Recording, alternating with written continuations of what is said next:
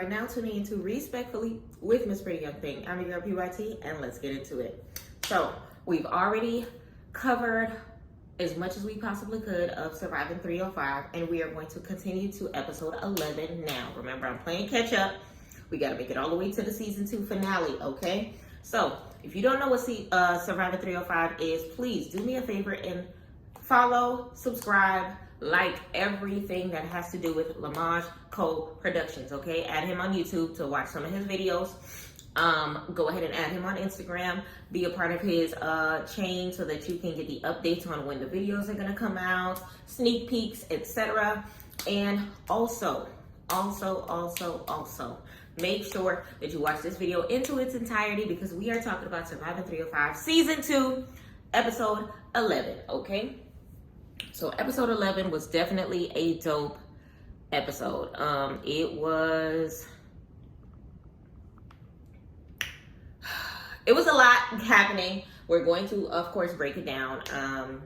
Big shout out to Jamal, my good friend, who has worked very, very hard on his Surviving 305 series. And I've taken the time to do my best to watch it to its entirety and give him my honest feedback. I've loved every second of it, so I know you would too. If you like Zeus, if you like what else? If you like Love and Hip Hop, if you like any sort of reality TV, like, you're gonna like this. If you like Now That's TV, if you like all of that, you're gonna like it. Okay, there's more substance in it than some of the ratchet TVs because there's more conversation, more dialogue, less fighting. I think there was only like maybe 1-2 fight scenes. So it ain't gonna be like flat out craziness. But if you like shows with substance, but you want it to be like more reality, it's 100% worth it. I would give it like maybe a Real Housewives type of vibe because they don't really fight like that on Real Housewives, even a Basketball Wives. Definitely check it out. And while we are here, make sure that you subscribe, okay? Hit that subscription button. We are on our way to 1,000 subscribers. We made it to 800 subscribers, y'all. 900 on the way, okay? And please do me a favor, check out this video. Let me know what you think about it. Check out Surviving 305 and let me know your opinions. Answer all of the questions that I have as far as your opinions because there's so much happening. Let's just go ahead and get to it because I'm so excited to go ahead and start. So while we do that, I'm going to be beating my face, of course. Have on this colorful dress, a lot of blacks, greens, corals, oranges. I think I'm going to play with my eyes with this one, and we're going to see how it goes. All right, so Surviving 305, episode 11. Let's recap. So, of course, in my last video, you see that Jamal has a lot going on, including Vernisha and his kind of sort of awkward situation that's happening between them, in which they haven't been talking, and Damari is doing his best, ooh, child, sorry, that was nasty. And Damari is doing his best to try to kind of get them back together as far as on the same page of their friendship. All right, so Vernisha and Damari are at off the wall, okay? And basically Jamal and Keisha get brought up in their conversation, and Vernisha is basically on this place where she's demanding respect that she feels like she's not getting as far as Jamal as well as Keisha. She feels like Jamal didn't defend or protect her from the backlash of last season.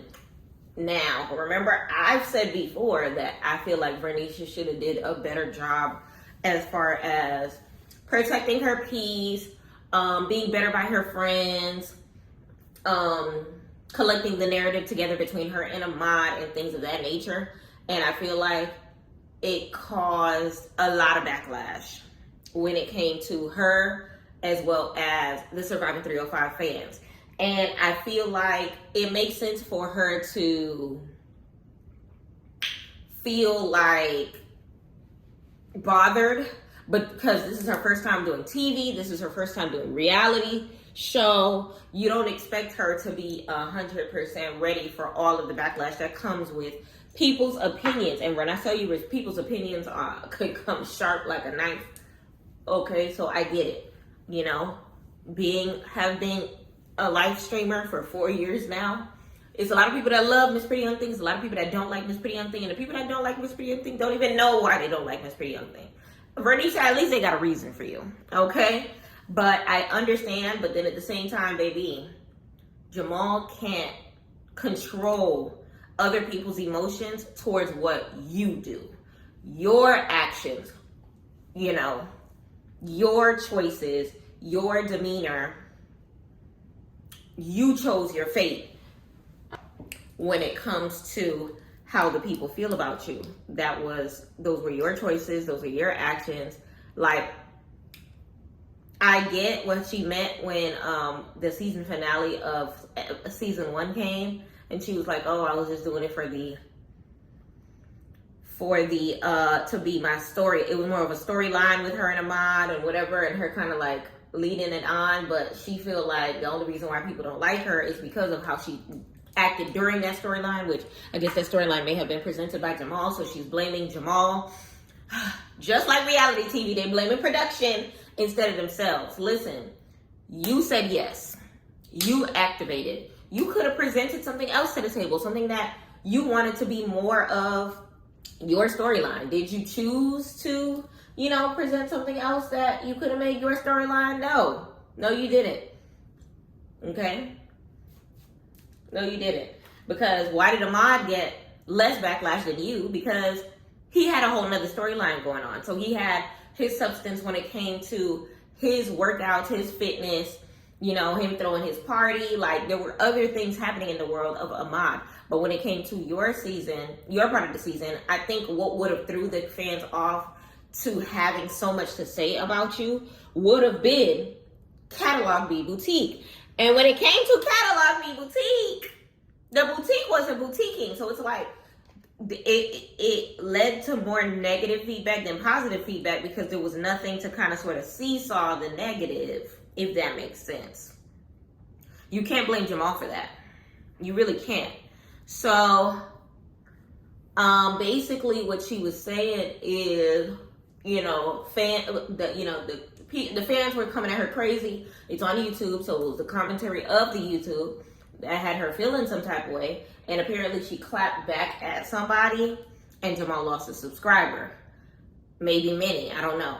And I guess maybe Jamal confronted her about it or whatever the case may be. And she felt some type of way because it's just like, oh, so you value that subscriber more than you value how I feel. That's not it at all, actually. It's more so he thought you would have been more professional about how you handled the backlash, and he was more so disappointed and let you know your actions caused me to lose a subscriber. Like, it's weird because I understand exactly where Jamal is coming from, and I'm trying my best not to be biased.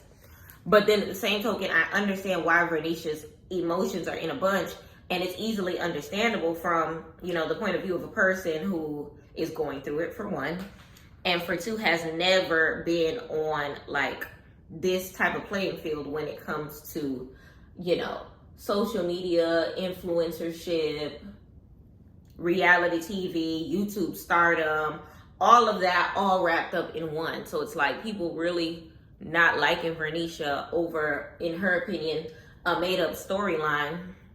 Not totally made up, but we'll say an exaggerated storyline of her love story between her and Ahmad, and she blames Jamal for it. Respectfully, they need to talk.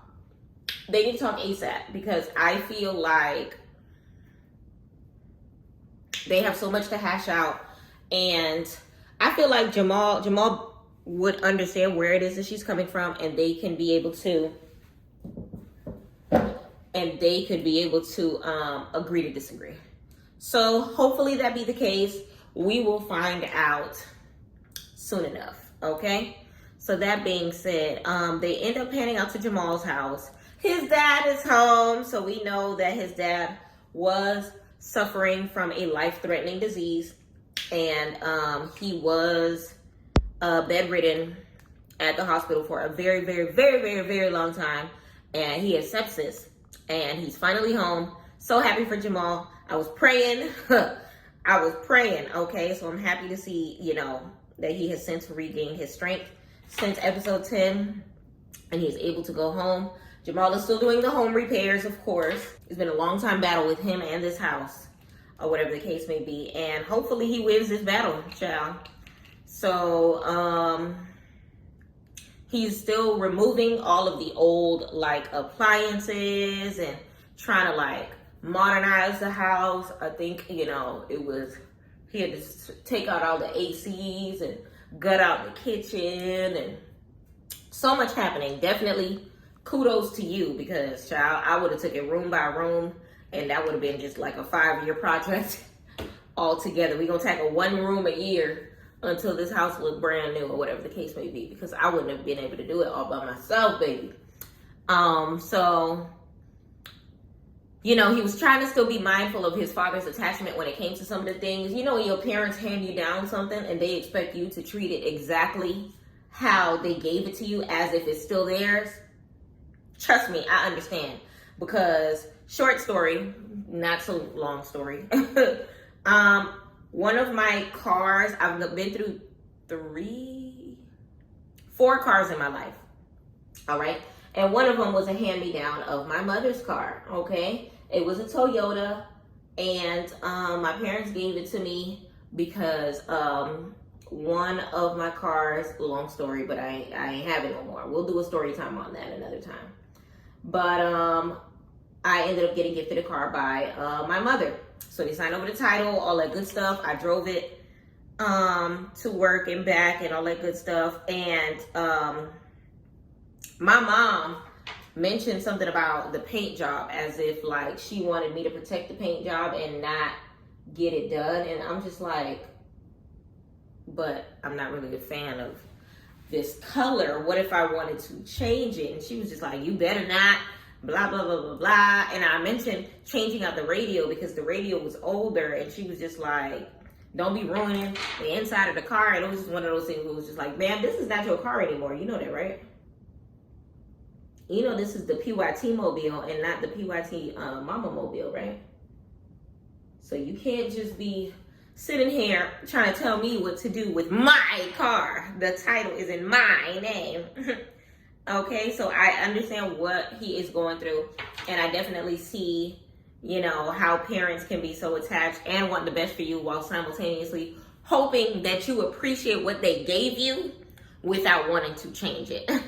I don't know what it is about parents, but they all feel the same about that. So, he over here doing little things like switching up the outside of the house. There was a bunch of dogs that weren't their dogs from what I understand, but his daddy was feeding them and they kept coming back. So he kept getting random ass animals. Rodents was making holes in the backyard, and field mice, that's what it was. Field mice was making holes in the backyard. And the dogs were rustling through leftover dog food and things of that nature. So Jamal was getting rid of the dog food to get rid of the dogs. And it was just a lot. And then he ended up throwing rat poisoning and yard repellent all over the yard so that he can get rid of them. And I guess his daddy caught an attitude because of it. And child, one thing about parents, they gonna come at you about your decisions for your life because they feel like their decisions for your life are even better. Let me know in the comments if you've ever experienced a situation with your family member, whether or not it be your parents or your grandparents, whatever the case may be, where they give you something and they still trying to control what they gave you or whatever. So let me know if you've ever been through that situation. Like I said, my situation was with a car that I had. So essentially, he's just trying to keep all of the critters and animals and the ratatouilles away. He literally used the word ratatouilles. And his dad didn't want him to get rid of the dogs.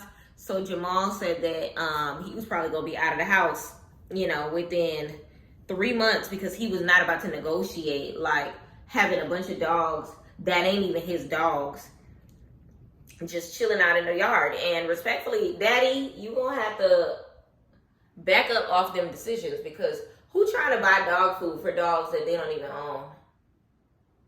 Child, I've never even had a pet before, and that sounds exhausting. I'm not trying to go to Walmart and buy food for anybody but me right now. At this point in my life, I ain't got no kids. I've never purchased a pet. I ain't take one to get neutered, not one time in my life.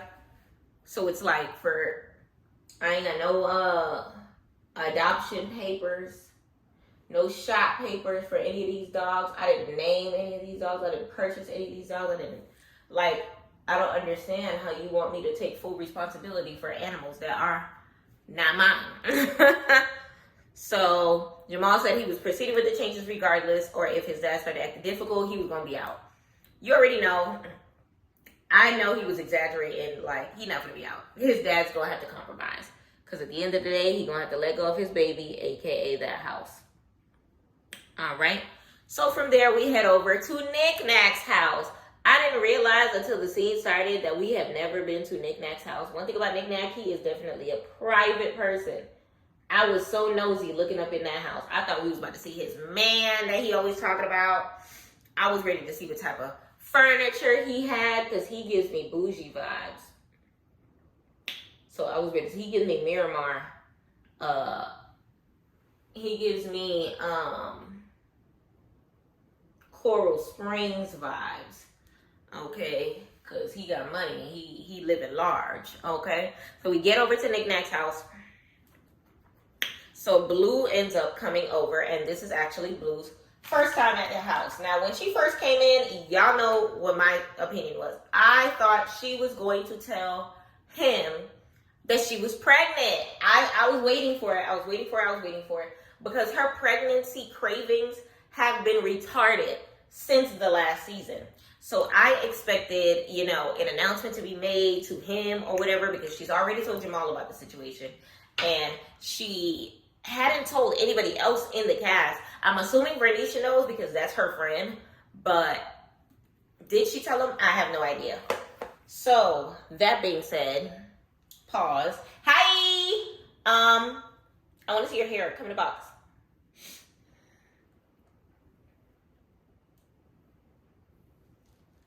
Charles, you see Pharaoh? That's my I want to say best friend, but I ain't gonna use that word because somebody traumatized me off that word. That's my good friend Pharaoh. Pharaoh, this is my good friend Charles, the #1 bubble person right there. He made his meet me today, and I'm helping him transition to the other side.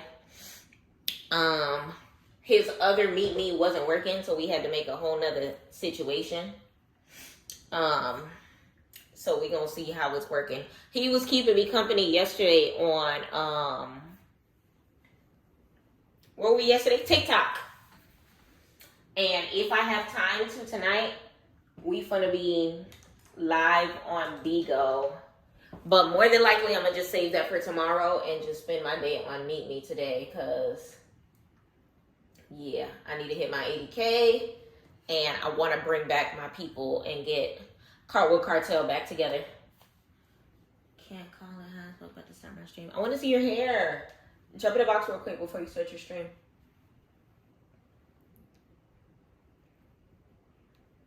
Shoot, I'm not supposed to be messing with my makeup. Oh, okay. Well, when you done handling business, jump in here real quick. All right, where was I? So Nick Nack is at, Blue is at Nick Nack's house. All right. So she wants to discuss the track. Now, remember, towards the end of season 1, they started working on an official Surviving 305 track, right? Remember, someone was on that track that is no longer a part of Surviving 305. He who shall not be named, he who tried my friend, move over to the side. I don't like you. Boo. Okay? So, that being said, I think they were kind of sort of trying to figure out how to flip-flop the song, take him off somehow, but then fill in the gaps. So that's basically what they were discussing. They were saying that They talked about the Shisha event that Nick Nack didn't go to, and how face was blown into what you call his face or whatever, and that whole situation, that whole debacle. And they talked about how the track still hadn't released and how they can go about releasing it. Okay, so they said that they may have to remove Jamal's mistress from the track before releasing it, or whatever the case may be. I don't know. I want to hear his part. They need to leak it so I can see what his part was working with. Okay, because I remember that he was kind of sort of doing too much and couldn't get his creative juices flowing, if you recall, from season 1. And I want to see what it ended up being, because I don't even remember him recording, to be honest. Let me know in the comments how you feel about his verse, if you have seen season 1. From there, they said that they may have to remove him and replace him with Kia. Now remember, Kia had that studio session episode a couple episodes back, in which she stated that a lot of people don't know, but she knows how to sing. Girl, we don't know either, because we barely heard you sing. Okay? We had a whole episode in the studio and still didn't hear Keisha blow. So it's one of those things where it's just like, who's heard her sing? Who said that? Hashtag who said that? So Blue, by the time her name was brought up, Blue states that she hasn't yet got past the weird energy between the two, because she honestly, ain't feeling Kia. So from there, Blue basically mentions that she can get past it, but as far as the track goes, have you heard her sing, Nick Nack? No. Have you heard her sing, Blue? No. So it's like, this girl claims she can sing. Nobody has heard her sing. Where are the tracks? Studio sessions with no music. It's giving Love and Hip Hop. Because one thing about Love and Hip Hop, they're going to give you a studio session, not have an album coming out, listening parties with one song, etc. So, I don't know. We're going to see. Hopefully, her voice slaps. Okay? So, Nick Nack ended up calling her, and she ended up saying yes. I think she ended up sending a text message like, no, actually, I think she didn't answer the phone, and maybe he sent a text message, and she said yeah, and then she texted back later, and she changed her mind. Something like that. Either way, she said yes. 10 seconds later, she changed her mind. And Nick Nack just let it be, because it's just like, we're not going to sit here and try to change your mind about this, sis. Either you is or you ain't on the project. Okay? So then they ended up discussing Damari's Not Till Taco Tuesday, because remember, Nick Nack wasn't there either. One thing about Nick Nack, he not going to be at nobody event. If Jamal ain't planning it, he ain't in it. Okay? So, you remember when it came to the Taco Tuesday, it was Taco Tuesday with no tacos, because Kia was supposed to bring the tacos. She never brought the tacos, so there was no tacos to eat. Okay? So that being said,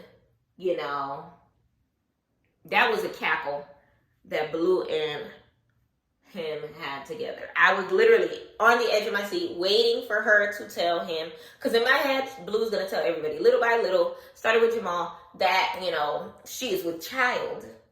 And she didn't. So we're going to see when it is that they end up finding out. But now that the season is out, the reunion is probably going to be when we get everybody's reaction as far as her pregnancy. So we go over to House of Flavor. Okay. House of Flavor seems to be a restaurant that is somewhere in the Broward area. They love, one thing about them, they're going to eat at Broward. A meal will be had in Broward County on Surviving 305, okay? All right, y'all, when it comes to the eyes, I'm finna go dark right here. And I'm finna go maybe blue to red type of vibe. Yeah, let's do it. So they go to House of Flavor, and it's Jamal, Blue, and Damari, okay? So the cool kids, go to House of Flavor. And at this restaurant or whatever, Damari ends up catching them up on an on-site seamstress gig with Escape that he has, that I am still 100% proud of him for, okay? Because at the end of the day, my boy is booked and busy, okay? He is getting his bookings, he is being referred, he is executing, and he is getting to the bag. Hashtag entrepreneur, hashtag success story, hashtag Jamal got the cloth, okay? Because he will sew you a dress. Okay, so he tells him about the seamstress gig at the AAA Center, okay? And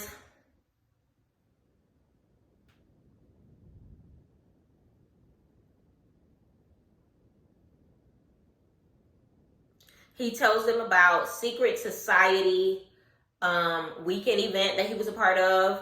And they were, telling him congratulations and all that stuff like that, because they were just like, this is a bomb gig and you over here acting all casual about it. I remember that was the girl's reaction at the table when he first got it as well. Big shout out to Jamal being able to, stay poised when it comes to, being booked and busy, okay? Can I get an amen?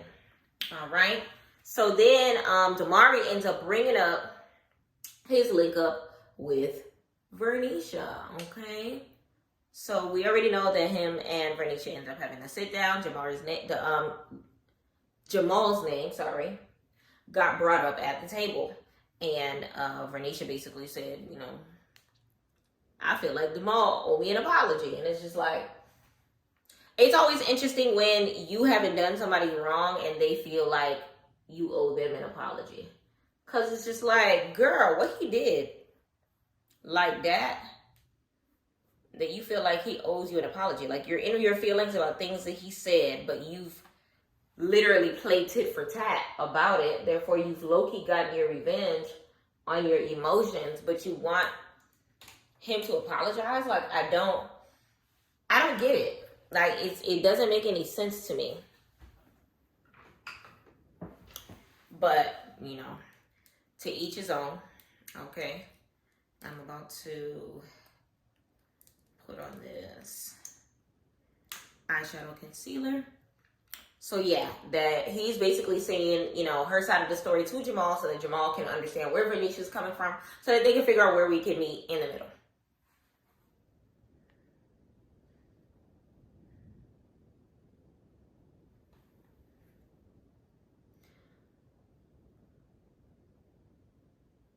So then from there, Blue kind of stands up for her bookie butt, Vernisha, and says that, when she says certain things, that she doesn't mean it in a, mean way, but it might come off that way, but she's not, she don't really feel no type of way about nothing. Like, she don't even think that she's stunting, the situation with Jamal. I understand Blue, trying to be there for her bookie butt, her friend, and like trying to, be on offense for her, on offense rather, for her in her absence during this conversation. Blue is a good friend. One thing about Blue, if you're not there, she's not gonna let nobody run you over. But even in that,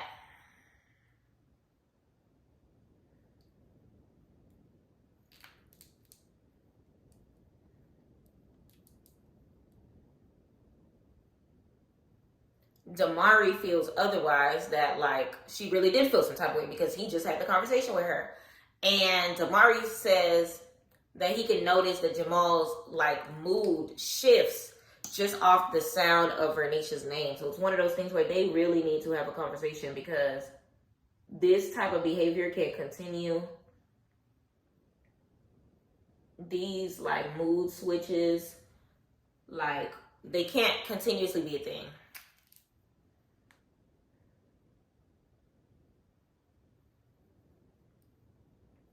So Damari is the one that says that it feels like it's deeper than surface, because both of them have like a similar reaction towards, like, remember when Damari brought up Jamal to her whole mood changed, and now he's bringing up Vernisha to Jamal, and it's like the same reaction. So Damari's like, y'all saying it ain't nothing, it's surface level, I'm just not fucking with the person right now, and I'm seeing something else.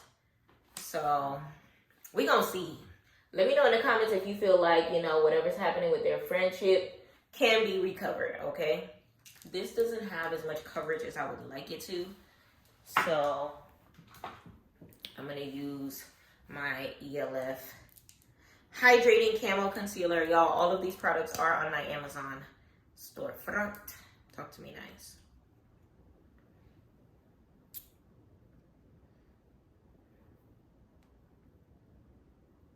So yeah, from there, Damari was saying that he feels like it's deeper, and Jamal is like, no, it's not deeper.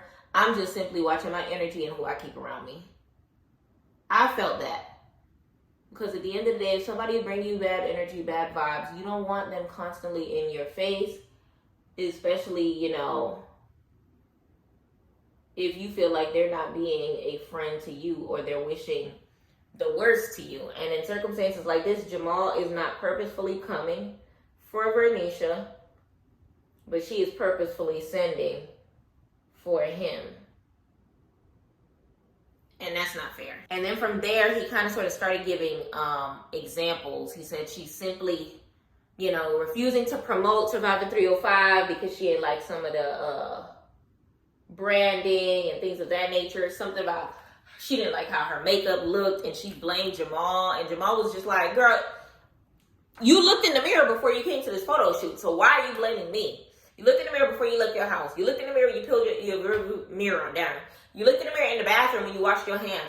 All of these times you had to check your makeup, and you blaming Jamal when all he did was book the photo shoot. Vernisha. That's why I'm saying I can understand where Jamal is coming from when it comes to all of this, because Vernisha's not, she's blaming Jamal for things that she should not be blaming Jamal for.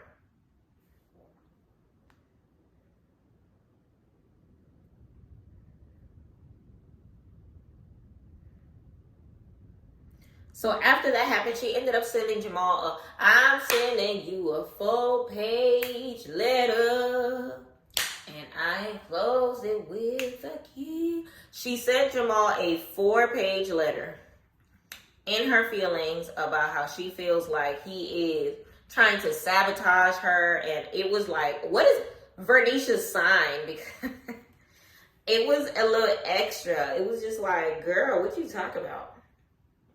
How is this man trying to sabotage you?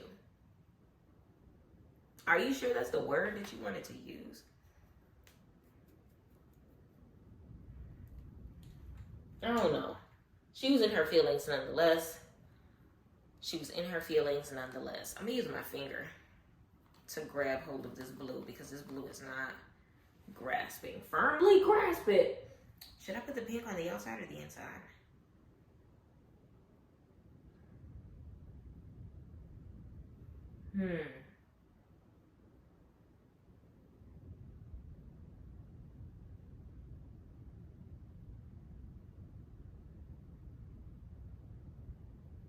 I'm gonna go pink inside, blue outside.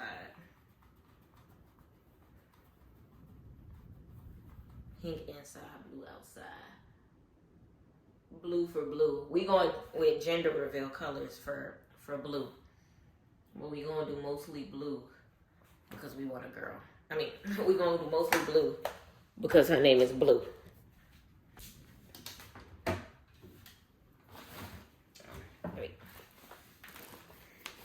Hold on, y'all. Let me find a better blue. There we go.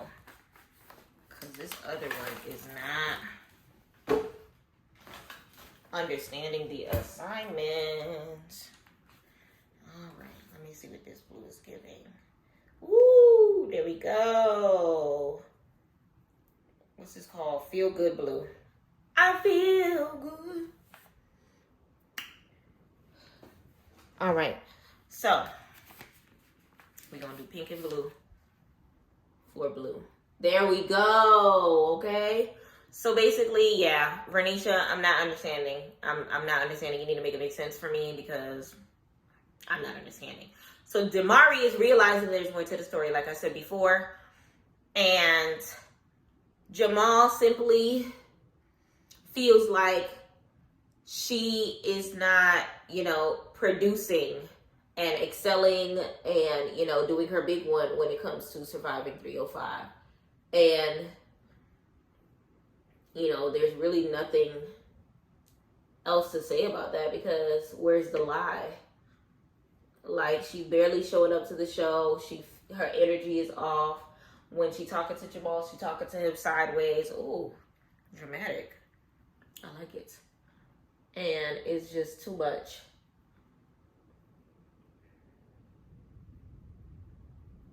When I tell you I be rushing my makeup, y'all makeup artists don't come for me. I'm just playing with my face. Simple as that. All right. Let's get the pink going. So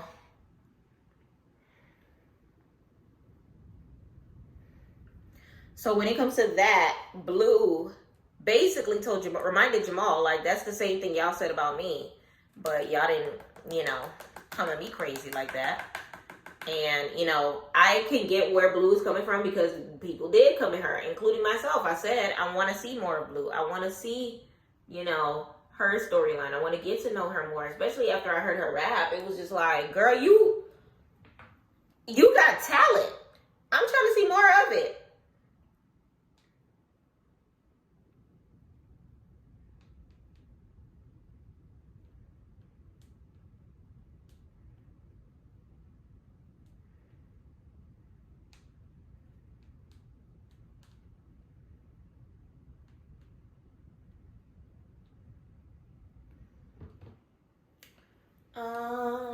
Somebody play Chris Brown. Never a right time to say bye-bye. Girl, I'm trying to hit my little 80K my last 80K cash out.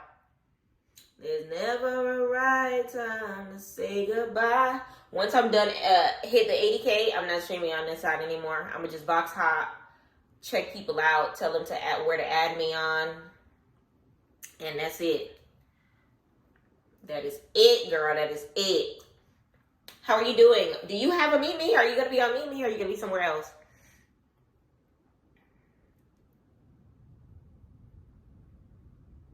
So in Blue, giving him the reminder that, the fans felt some type of way as far as Blue as well, so she can understand firsthand where Vernisha is coming from. Jamal basically calling Vernisha choosy because she wants her way when she brings up a topic, but when somebody else gives her, their select concerns or whatever the case may be,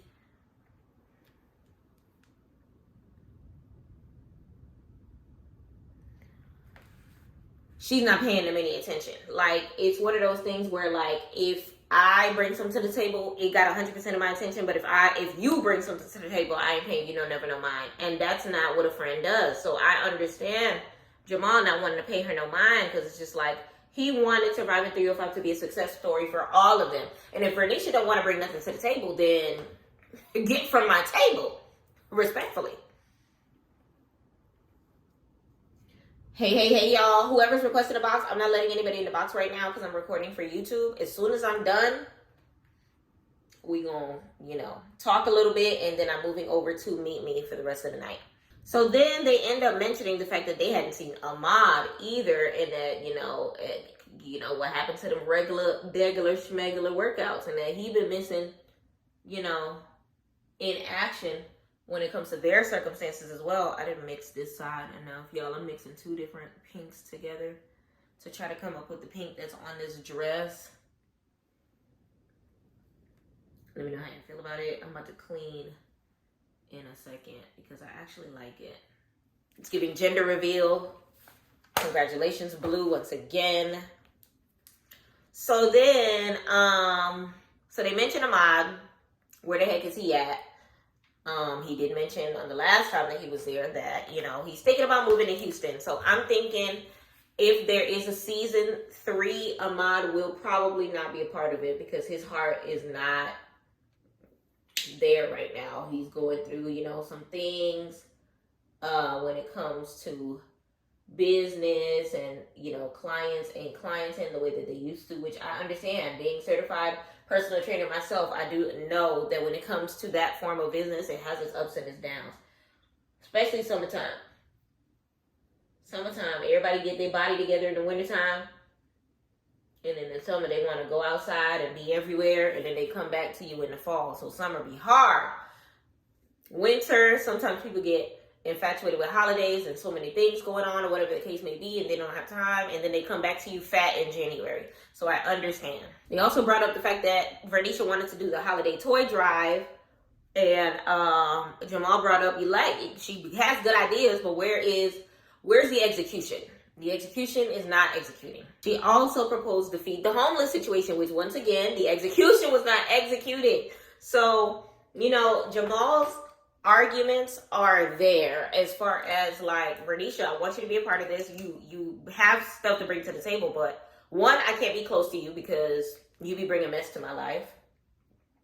Two, you don't be executing, so, you know, how can you be a part of this project where we're showcasing our entrepreneurship in our lives if you're not showcasing any entrepreneurship or your life?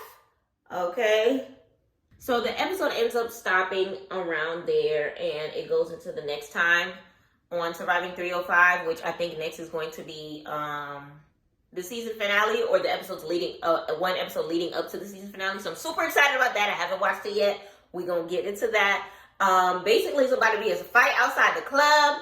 Damari and Jamal are witnessing it. I don't know who's fighting. It's looking like it's giving Bella Noche, okay? It's a lot happening, and I'm excited to see. I'm hoping Damari and Jamal did not get, you know, into it, and that it didn't involve any of the Surviving 305 gang.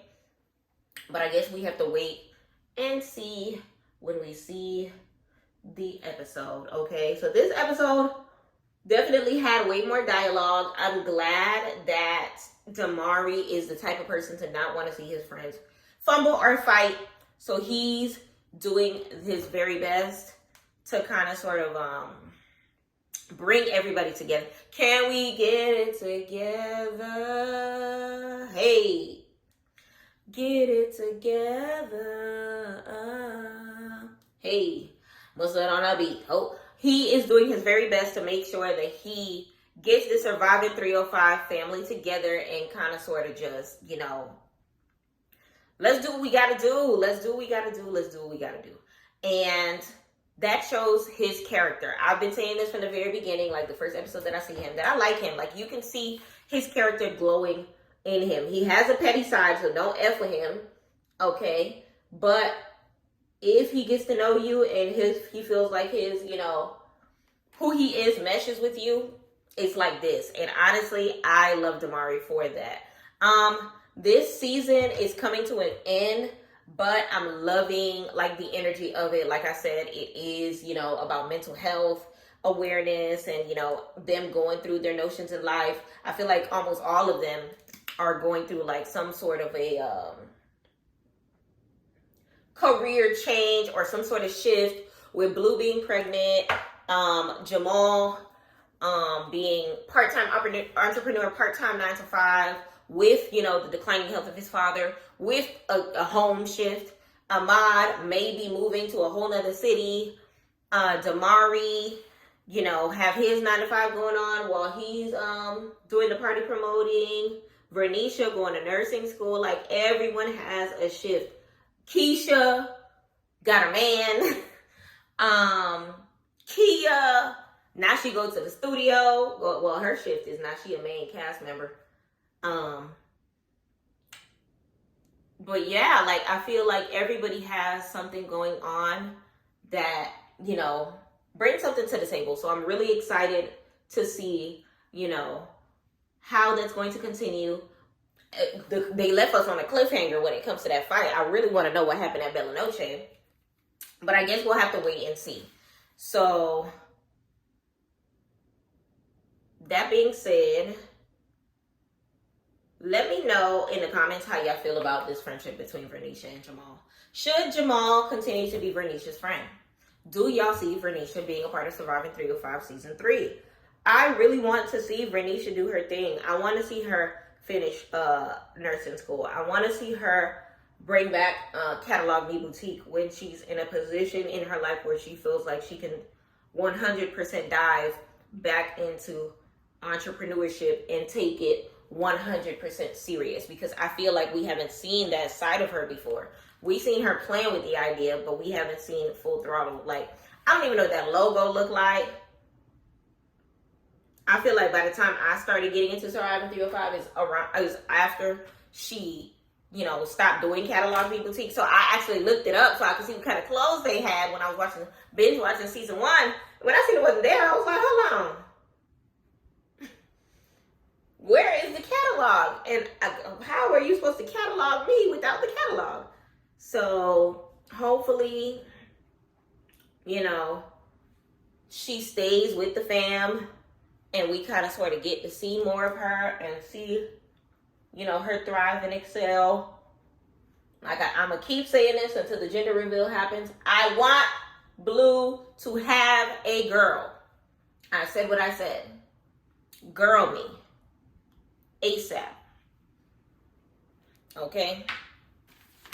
Or else I'm going to be that person at the gender reveal that start knocking stuff over if she don't have a girl. Where's my powder? Oh, here it is. You ever had something right in your face and you didn't know where it was? Where's my other brush? Oh. So yeah, y'all. This season is interesting. I feel like we saw more of Keisha last season. This season, Keisha got a man and she ain't worried about us. My prayers are still with Keisha because we learned that she went in business with her man, and we remember what happened last season as far as her business, her failed business with her ex-husband. So I'm really hoping that this man sticks by her side, because I would be very, very, very, very, very sad to find out that Keisha got bad taste in men and her entrepreneurship kryptonite is dick. Okay? Because right now that's what it's giving a little bit. History repeating itself. But I pray that I am wrong. Let's get a little blush in there. Because I don't want to see Keisha's construction entrepreneur, you know, venture to go wrong. I'm trying to see her thrive. I want to see the best for everybody on the cast. So hopefully we get some updates as far as that goes in the season finale. I'm trying to see what's going to happen with, you know, the house as far as Jamal, you know, in the redecoration process. I want to see everything. I don't know. I'm like looking forward to so many parts of the series that it's not even funny. I'm excited. So if you've been tuning into Surviving 305 with me, let me know in the comments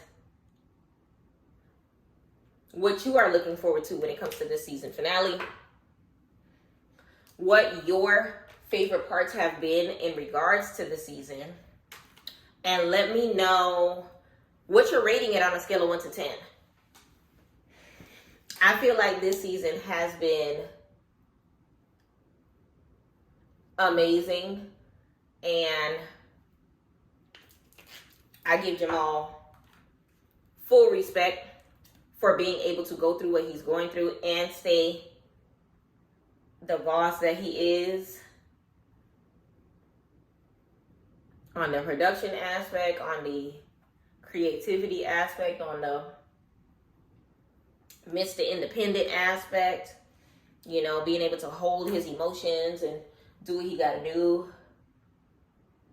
His friendship up and downs. All of that good stuff. I think I'm going to pat some of the pink on my lips. Let me see what it looks like, y'all.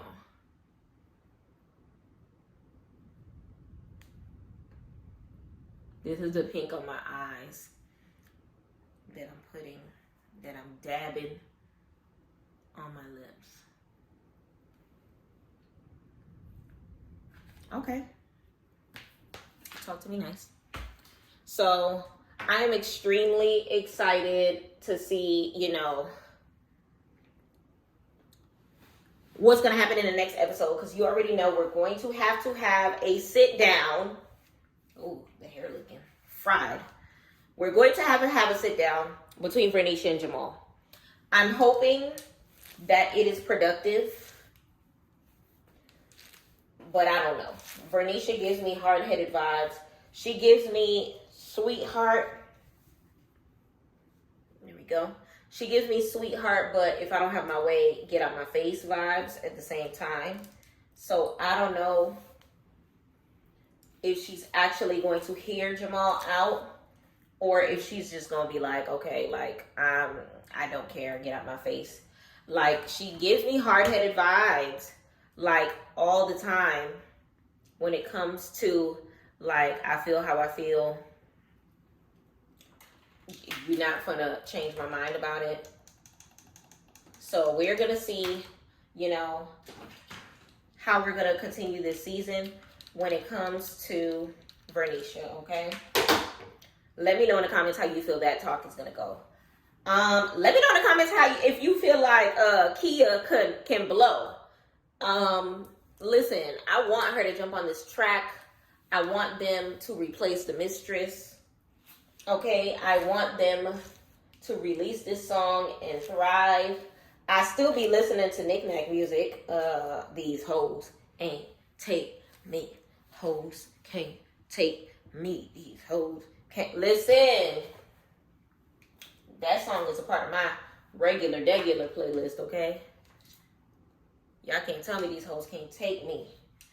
It's not a hit, okay? I think he should re-release it later on in his lifetime, or by the time he, makes it or whatever, he could make a remix with whomever. I don't know. But that song is a hit. I don't care what nobody say. And I love the music video, especially the dancing in the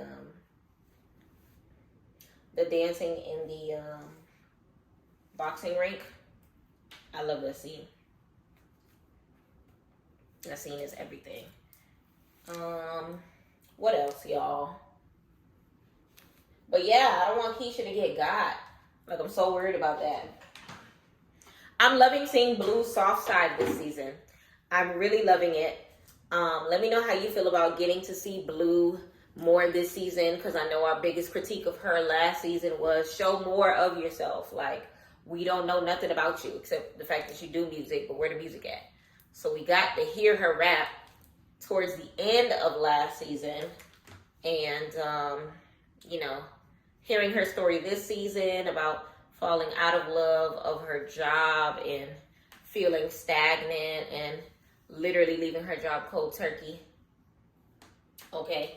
And sometimes it's like that. You know how many, child, when I tell you God created me to be an entrepreneur, because when I tell you some jobs, I purposefully did something so that they could fire me.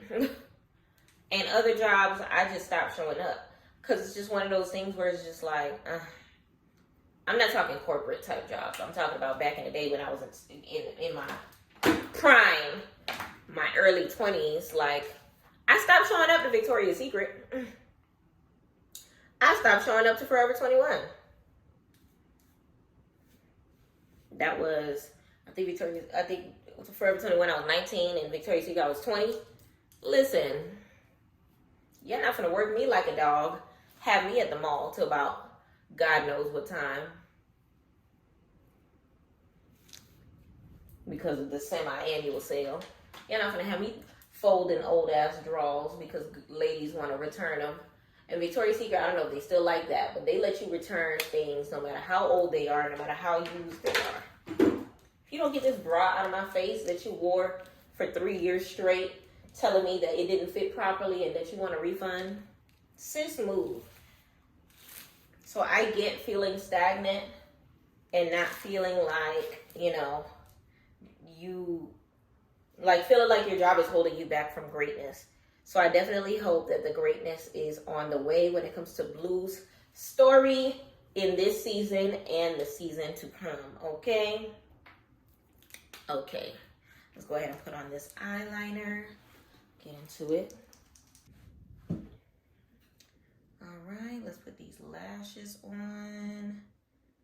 Let me go a little semi-dramatic or semi-dramatic? Let's go semi-dramatic. Because the eyes are already dramatic. So let's not draw too much attention to the lashes and more so to the eyeshadow. All right. And there you have it. Y'all, we are done. We are done. I appreciate y'all